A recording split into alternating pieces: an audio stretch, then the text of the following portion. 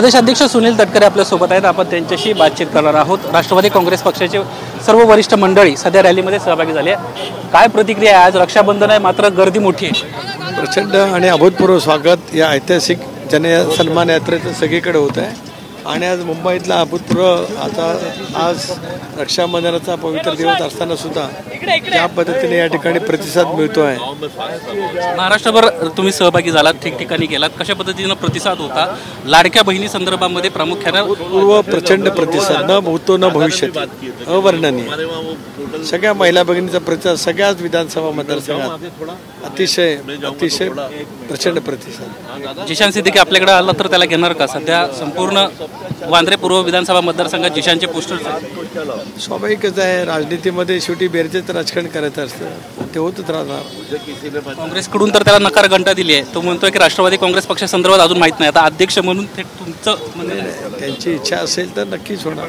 असे अनेक प्रवेश दिसतील उद्याच्या भविष्यात तर बघा, तर खरं खूप फरक आहे राज्याच्या राजकारणात, वाटतं तसं नाही। हिरामन खोसकर तर आपल्या संपर्कात आहे। आज काय मी या विषयावरती बोलू इच्छित नाही, असे अनेक जण संपर्कात आहेत। किती प्रवेश होतील साधारण? पाहूया जरा, सुरुवात तर झाली। आज वांद्रेचा दौरा झाल्यानंतर पुढचं नियोजन कसं असणार आहे? दुसरा टप्पा कधी सुरू? दुसरा टप्पा आता आमचा सुरू होणार आहे 23 तारखेला इंदापूर आणि माढा, आणि मग 25 तारखेला करमाळा, आणि 23 तारखेला इंदापूर आणि मोहोळ, आणि 25 तारखेला करमाळा आणि माढा, आणि मग 28 तारखेला परत लातूर जिल्ह्यापासून सुरुवात होईल। आपल्या लोकसभा मतदारसंघातील थोरवे नावाचे शिंदे गटाचे आमदार आहेत, त्यांचं असं कुठंतरी म्हणणं आहे की राष्ट्रवादी काँग्रेस पक्षावर विश्वास नाही। सोडून द्यावं, कोण काय बोलतं त्याला काय फार विचार देण्याची आवश्यकता नाही। त्यांनी त्यांच्या पक्षाबद्दलचा विश्वास ठेवला की नाही तर त्यांनी सांगा, मला त्या होतीमध्ये काय अधिक बोलायचं नाही। लोकसभेला मदत केली, स्थानिक सहकारी सक्षम आहेत महेंद्र थोरवेला उत्तर द्यायला, त्यांना मी मोजत नाही। मदत केली का लोकसभेला? महायुतीमध्ये काय संबंध आलाय?